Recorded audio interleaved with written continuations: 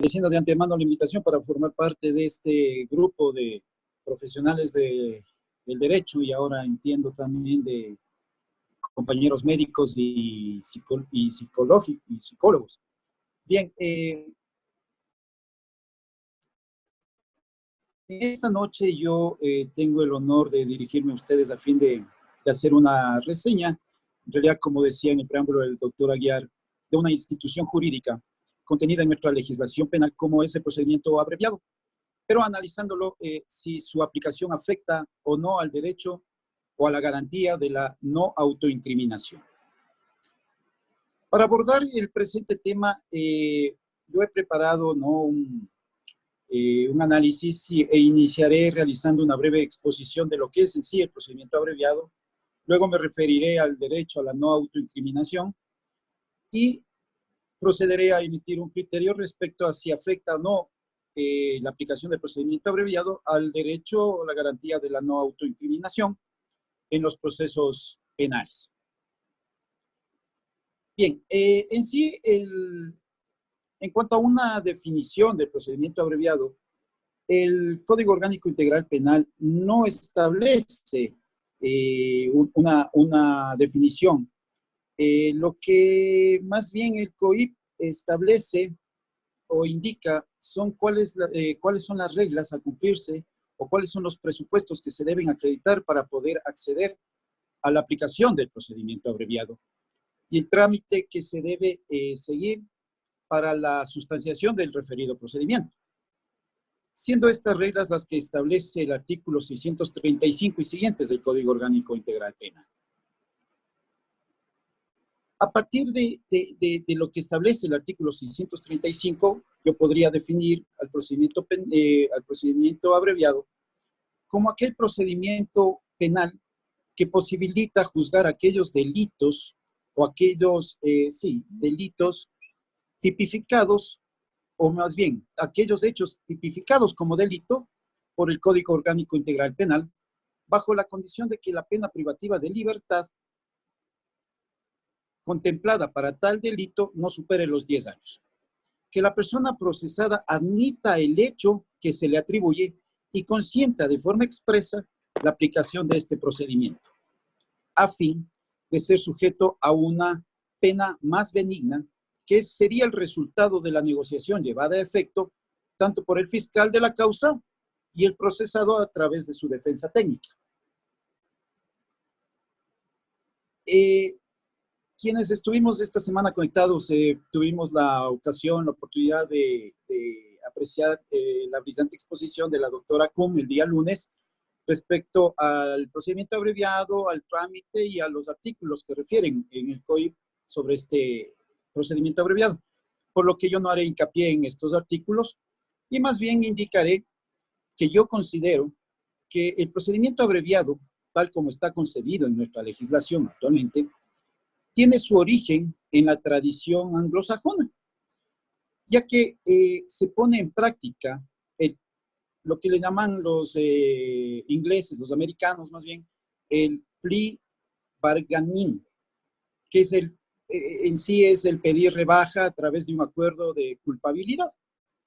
Y esta práctica tiene íntima relación con el procedimiento abreviado que se aplica en el Ecuador, ya que dentro del modelo de enjuiciamiento penal anglosajón, se tiende a suprimir la producción de la prueba en el debate oral público, lo que también permite aminorar los costos en los que puede incurrir o en los que pueden incurrir los sujetos intervinientes en un proceso penal, procurando con ello la obtención de declaraciones de culpabilidad a fin de conseguir una solución rápida y eficaz en un proceso penal.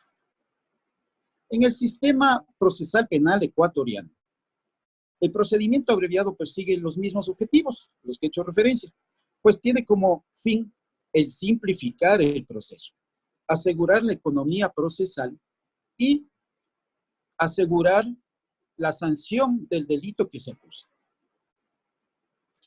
Como podemos apreciar, la aplicación del procedimiento abreviado aparentemente trae consigo ciertos beneficios, tales como permitir la aceleración de un proceso judicial, haciendo efectiva la facultad que tiene el Estado de ejercer su poder punitivo en un corto tiempo. Permitir a la Fiscalía, que es la titular del ejercicio de la acción penal pública, acortar los tiempos de investigación de las causas. Permitir a los juzgados, tribunales y a las unidades especializadas de la Fiscalía el descongestionamiento de la carga procesal y de la tramitación de las causas. Permitir a la víctima obtener el resarcimiento de la afectación sufrida por el delito, evitando una posible revictimización, que tendría lugar, esta revictimización, si se llevara a efecto a cabo un proceso penal ordinario. Y finalmente, permite al procesado obtener una pena más benigna de la que pudiera obtener en caso de ser hallado culpable por un tribunal de garantías penales luego de haberse realizado una audiencia de juicio.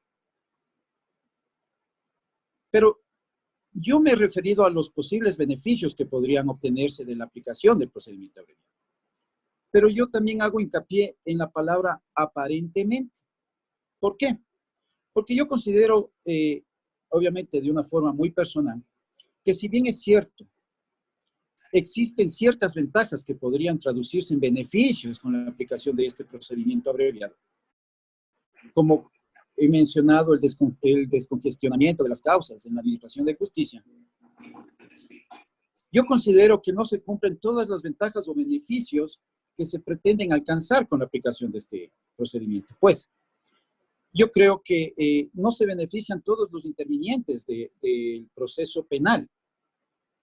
Pues, si nos ubicamos en relación a la víctima,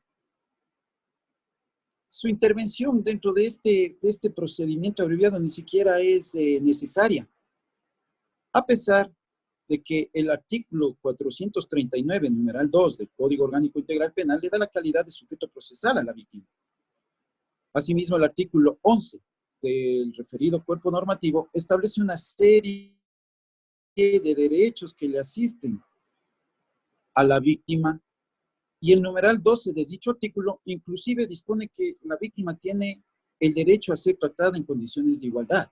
Pero como digo, en el procedimiento abreviado, al ser una negociación exclusiva en la que intervienen Fiscalía y la persona procesada, mal haríamos en pensar que podría intervenir la víctima en este procedimiento.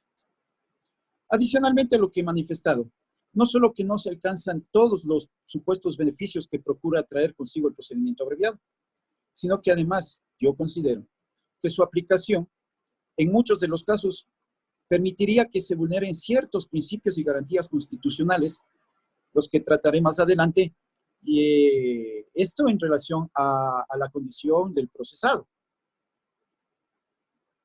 Igual yo considero que seguramente el legislador, cuando consideró incluir en nuestra normativa penal el procedimiento abreviado, tuvo la intención de que el sistema de administración de justicia se beneficie con el tantas veces mencionado por mi parte descongestionamiento de causas, tanto en juzgados, tribunales, fiscalía.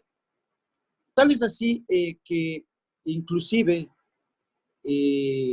nuestro Código Orgánico Integral Penal, en su contenido se amplió la gama de delitos que pueden ser susceptibles a la aplicación de este procedimiento. Pues como recordarán, el Código de Procedimiento Penal, que ya no se encuentra vigente, establecía en cuanto al procedimiento abreviado que se lo podía aplicar en delitos que tenían prevista una pena máxima inferior a 5 años. Eso es lo que establecía la legislación penal anterior. Hoy por hoy, la aplicación del procedimiento abreviado se lo puede hacer en relación a delitos que tengan una pena privativa de hasta 10 años.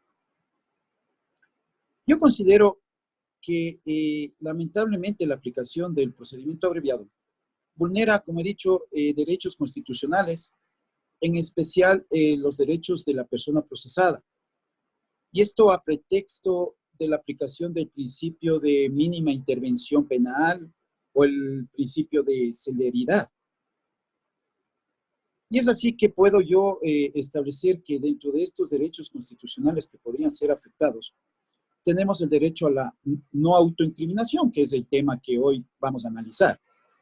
Asimismo, se afectaría el derecho a la seguridad jurídica, el derecho a la tutela judicial efectiva, el derecho al debido proceso en sí, el derecho que tenemos todas las personas a que se nos presuma siempre nuestra inocencia, el derecho a la defensa, y por qué no decir el principio inclusive de contradicción se vería afectado con la aplicación del procedimiento abreviado.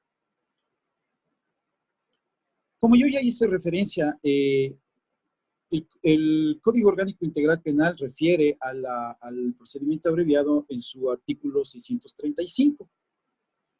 Este artículo establece, como he dicho, las reglas para la aplicación del procedimiento abreviado. Pero para efectos de este análisis y de este conversatorio que vamos a mantener esta noche, yo les invito a centrarnos en el numeral tercero del referido artículo 635.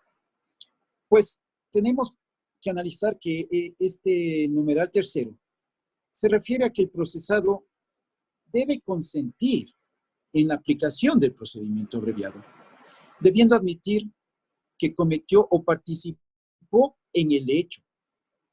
Anteriormente, el Código de Procedimiento Penal hablaba del hecho fáctico. Hoy por hoy se habla en términos generales en nuestro COIP del hecho, de haber participado o de haber cometido el hecho que la Fiscalía le atribuye o le atribuyó al formularle cargos. Todo aquello o todo esto de aceptar la aplicación del procedimiento abreviado y de haber admitido su participación en el hecho, le tiene o le depara el beneficio, entre comillas, de una rebaja de pena de la pena privativa de libertad.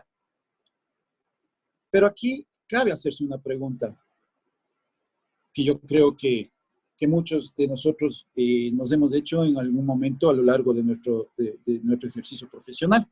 Si este procedimiento abreviado en realidad afecta o no a la autoincriminación. Por eso yo considero que es importante también hacer un recuento, refrescar la memoria en cuanto a lo que es el derecho a la no autoincriminación o la garantía a la no autoincriminación. Y tenemos que la no autoincriminación constituye un derecho humano.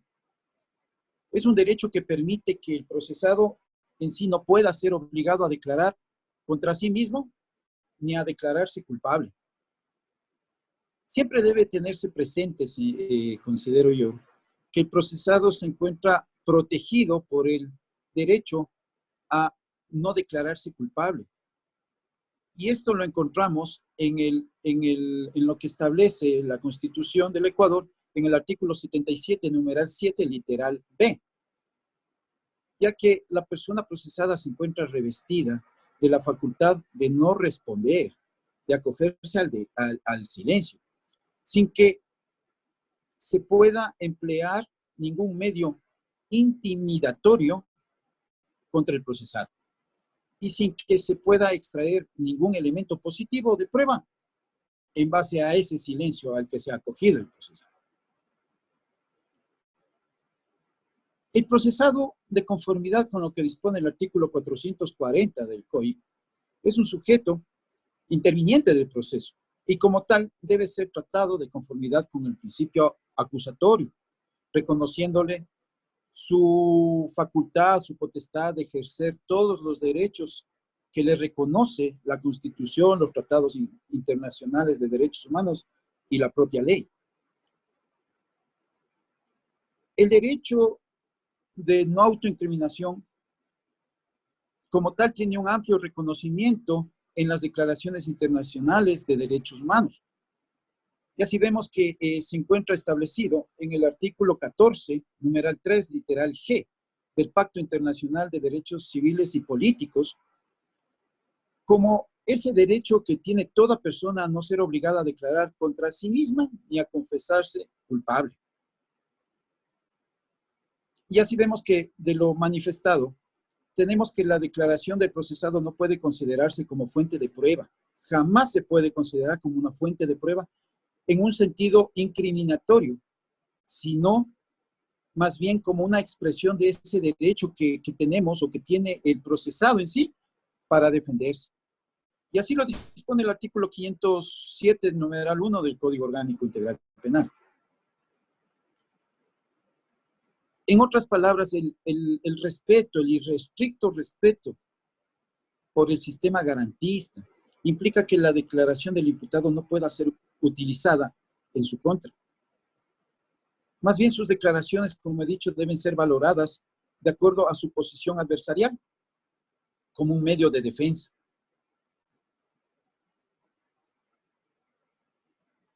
El derecho a la no autoincriminación se configura como una de las manifestaciones del derecho de defensa.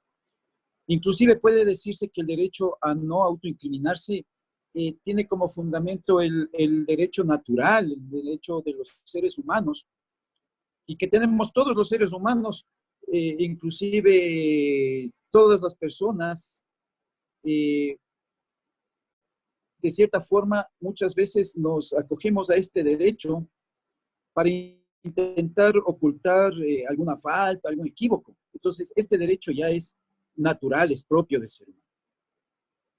Y esto implica que no podría exigírsele a un ciudadano que vulnere su propia esfera jurídica a través de la declaración en su contra.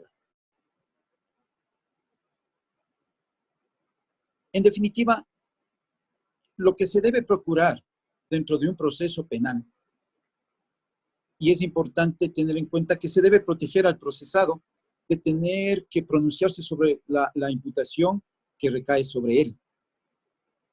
Ahora bien, establecida de alguna forma bastante sucinta, ¿no? Lo que es el procedimiento abreviado y lo que refiere el derecho a la no autoincriminación, yo me hago la pregunta de si el procedimiento abreviado y su aplicación afecta en sí al derecho a la no autoincriminación.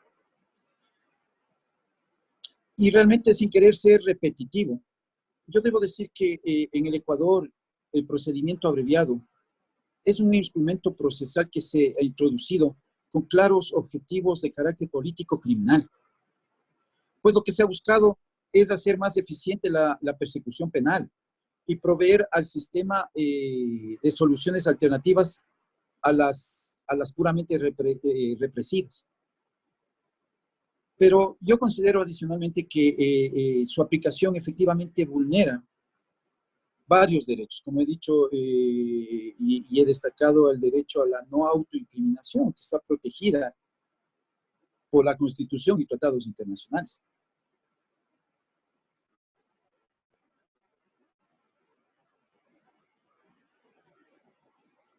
A través del procedimiento abreviado, lo que se consigue es obtener una sentencia condenatoria, aprovechándose de esa declaración voluntaria, entre comillas, que hace el procesado, y que muchas veces es obtenido, y que muchas veces esa declaración de culpabilidad es obtenida bajo presiones, bajo ofrecimientos, muchas veces falsos, y bajo amenazas sobre todo.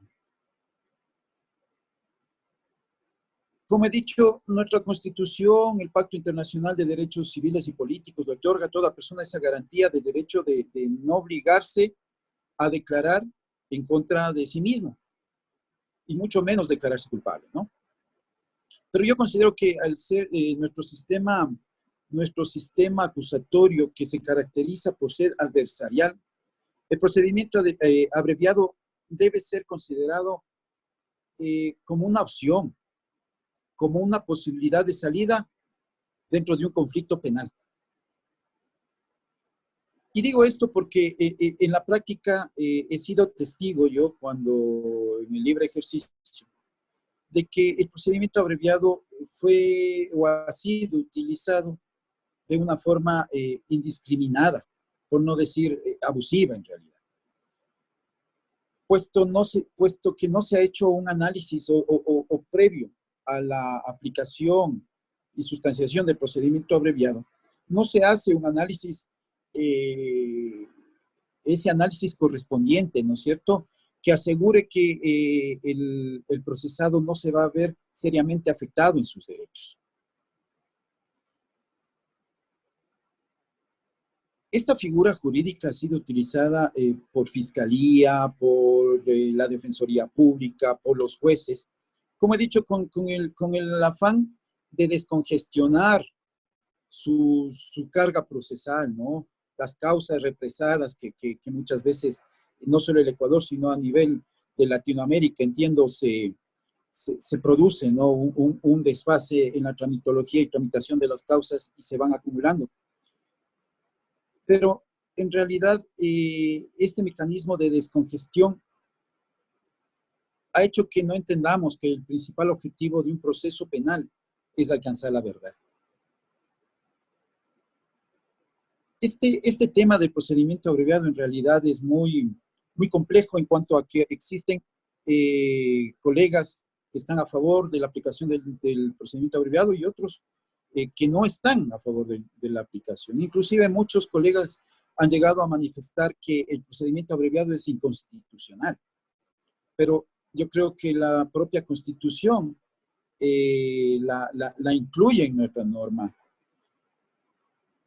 Y es así que el profesor Ramiro Ávila, revisaba yo un texto del profesor Ramiro Ávila, y él expresa, ¿no?, que al hablar del procedimiento abreviado, que dice que la oposición de este procedimiento con principios del debido proceso, y sostiene que el procedimiento abreviado rompe y viola todas las garantías del debido proceso, conquistadas en más de 200 años de derecho penal liberal. Ahora se puede condenar en juicio sumario. Se admite la famosa máxima que era propia y exclusiva del derecho civil, a confesión de parte, relevo de prueba. Se atenta, dice el profesor, contra el principio que fue la principal arma contra la tortura en el proceso, que es la prohibición de la autoinculpación. En ese sentido, y por su parte el profesor Klaus Roxin, en relación al derecho a la no autoinculpación, resalta 4 circunstancias que denotan una presión del Estado hacia el procesado y que por tanto hacen inadmisible el testimonio autoinculpatorio del mismo. Estas situaciones son: primero, el aprovechamiento de la prisión preventiva. 2, el engaño u ofrecimiento de absolución o sentencia más benigna. 3, la amenaza con la venganza.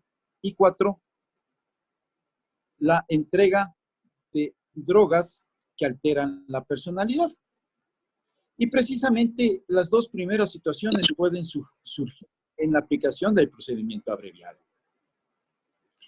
En la primera circunstancia referida a la prisión preventiva, se aprecia que es una realidad casi invariable.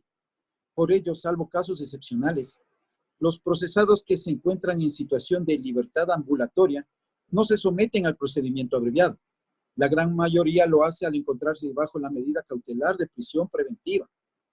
En la segunda circunstancia relacionada con la oferta de una pena disminuida, esta es precisamente la característica fundamental del procedimiento abreviado. Es decir, no existiría procedimiento abreviado sin la disminución de una pena. Se había hablado el día lunes igual, ¿no?, de cómo se calculaba. Un colega tuvo la amabilidad de explicarnos cómo se calculaba en sí la reducción. Finalmente, yo considero, colegas, que se debe considerar el procedimiento abreviado como una institución que está establecida en nuestra legislación y que su aplicación debe ser analizada de una manera consciente y desde el punto de vista para establecer cuán beneficiosa puede ser la aplicación del procedimiento abreviado para la persona que estamos defendiendo o para el procesado en sí. Pues quienes hemos ejercido la profesión libremente, seguramente hemos tenido o tendríamos muchas anécdotas que transmitir relacionadas con el procedimiento abreviado. Yo personalmente pude ser testigo cuando en el libre ejercicio de que, como he dicho, se ha utilizado el procedimiento abreviado de una manera tan indiscriminada, si cabe el término, puesto que he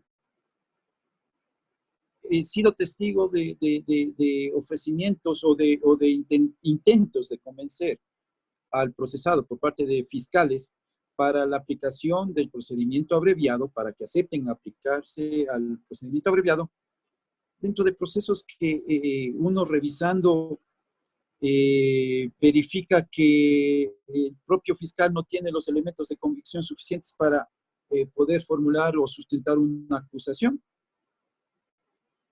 Y he visto que esto ha sido secundado inclusive por defensores públicos. No tengo nada en contra de Fiscalía ni nada contra la Defensoría Pública, pero he podido observar cuando yo estuve en el libre ejercicio de que era una práctica muy recurrente.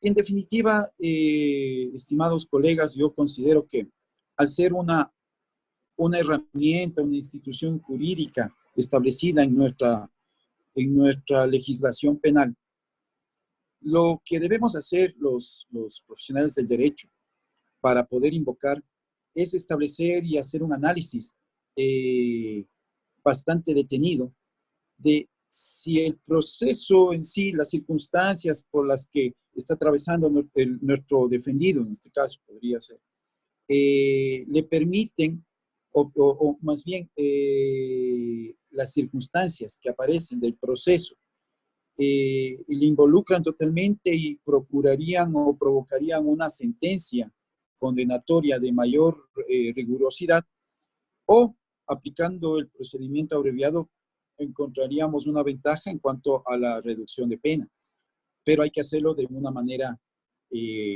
consciente y analizada para poder invocar este procedimiento abreviado. Como pueden apreciar, yo soy de los abogados que sí tienen un tanto de resistencia a la aplicación del procedimiento abreviado, porque inclusive, como he dicho, nos estaríamos o estaríamos provocando que los elementos probatorios que podrían practicarse dentro de un proceso penal ordinario no lo hagamos, sean limitados y estaríamos afectando al principio de contradicción. Y de cierta forma estaríamos afectando, considero yo, a ese principio de que tenemos que el proceso penal, en definitiva, lo que busca es alcanzar la verdad. Eso es lo que yo he preparado, señores abogados, colegas, compañeros de este distinguido grupo.